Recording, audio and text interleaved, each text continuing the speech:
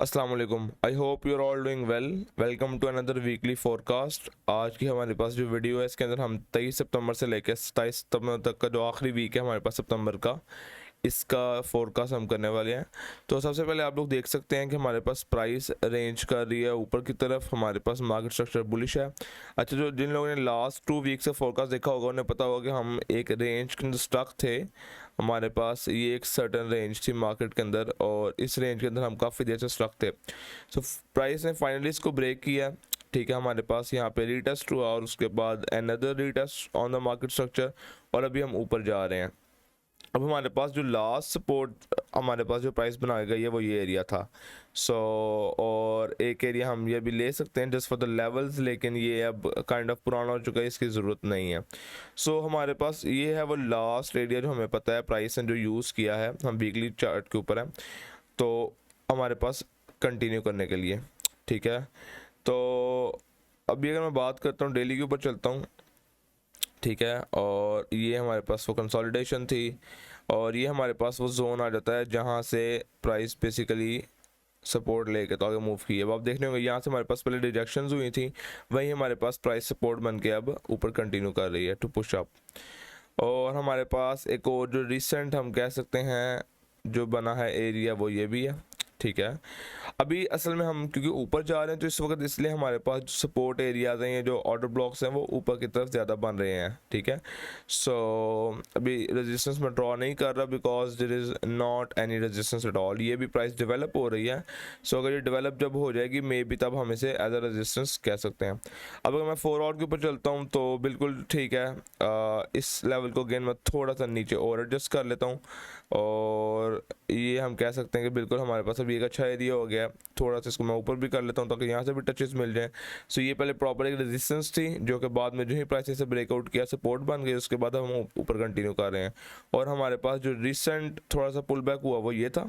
ठीक है, हमारे पास जो बेसिकली प्राइस है वो इस तरह से मूव कर रही है। ठीक है, यहाँ से हमारे पास पुल बैक हुआ है और अभी हम जा रहे हैं। अब हो सकता है हमें दोबारा पुल बैक देखने को मिले यहाँ तक, बिकॉज इसके बराबर हो सकता है हमें भी पुल बैक देखने को मिले और फिर हम आगे कंटिन्यू करें। नॉट सेइंग कि ये कोई बहुत इंपॉर्टेंट एरिया है, लेकिन दे द प्रोबेबिलिटी। तो जब भी हमारे पास प्राइस नीचे आके दोबारा से चांस देती है ऊपर कंटिन्यू करने का टू पुश अप, तो हम अपने चांसेस को देख सकते हैं फॉर बाइंग।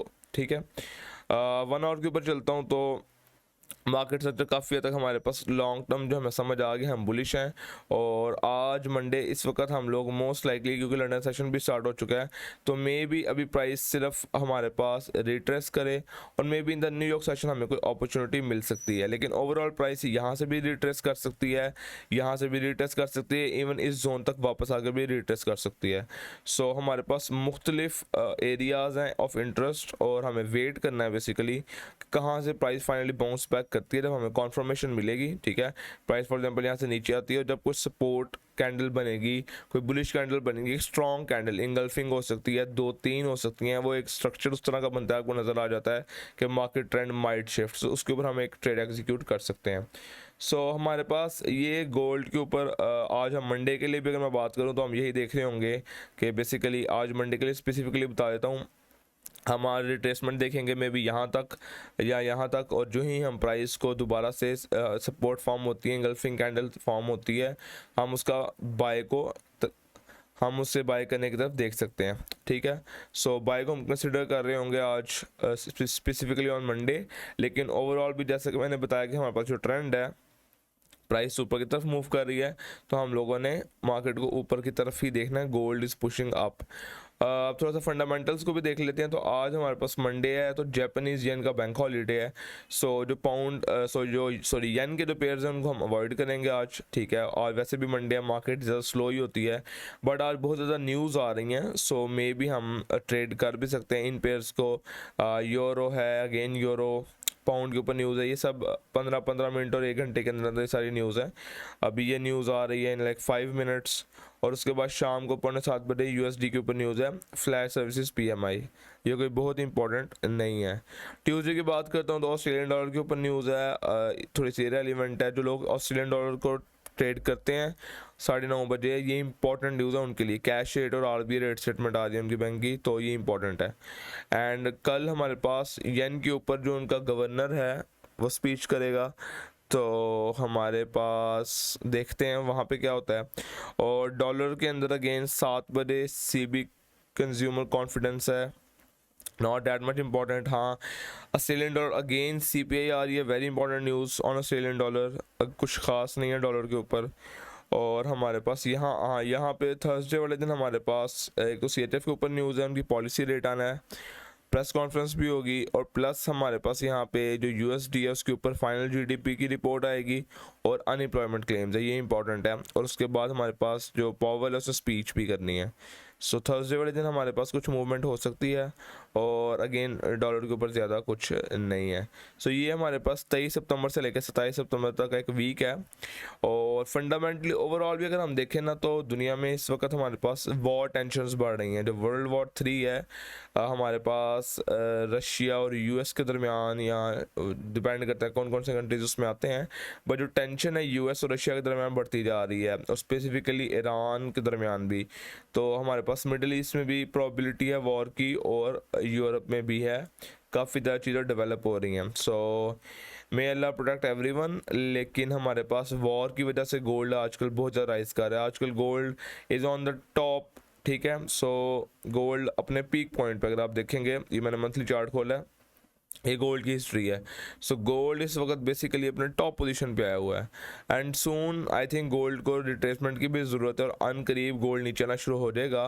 बट आजकल हमारे पास वॉर टेंशन्स आई हैं, वॉर चल रही है, और हमारे पास the probability of gold coming down is very low जब तक वॉर चलती रहेगी। सो जब तक वॉर, और एक चीज़ याद रखिएगा, जब भी वॉर होती है, let me explain something very important to you. तो जब भी वॉर होती है हमारे पास गोल्ड ऊपर जाता है। अगर कोई वॉर छिड़ती है तो आप लोग जहन में रखें गोल्ड रैली करेगा अप, और आपको बाइंग अपॉर्चुनिटीज़ देखनी है, और आप एक अच्छी खासी पिप्स कैप्चर कर सकते हैं specifically on the days of war. So it is the thing is कि बेसिकली जब भी कोई जंग होती है ना, द रीज़न गोल्ड ऊपर जाता है कि जब भी जंग होती है तो लोग करेंसीज को सेल करते हैं और एक सेफ एसेट बाय करते हैं जिसका नाम है गोल्ड। गोल्ड सबसे ज़्यादा सेफेस्ट एसेट है, ठीक है। इसे हम हेवन एसेट भी कह सकते हैं, बहुत सेफ है गोल्ड। सो हर बंदा अपनी करेंसी सेल करके, डॉलर सेल करके, कैनेडियन डॉलर सेल करके, पाउंड सेल करके गोल्ड लेता है, इसीलिए ये ऊपर जाता है। प्लस ओवरऑल हमारे पास डॉलर भी जो है आजकल उसकी मूवमेंट भी अच्छी नहीं चल रही। डॉलर आजकल वीक है from the last few weeks, ठीक है। और रिसेंटली लास्ट वीक हमारे पास फेड ने इंटरेस्ट रेट्स भी कट किए हैं। सो इंटरेस्टिंग टाइम्स है मार्केट के। नेक्स्ट वीक हमारे पास अक्टूबर भी स्टार्ट हो जाएगा। तो anyways this was it for the weekly forecast. अगर आप लोगों को वीडियो पसंद आई हो तो इसे लाइक कर दीजिएगा। चैनल के ऊपर जो लोग नए आए हैं इसे सब्सक्राइब कर दें, and I will see you in the next video इंशाल्लाह। अल्लाह हाफिज़।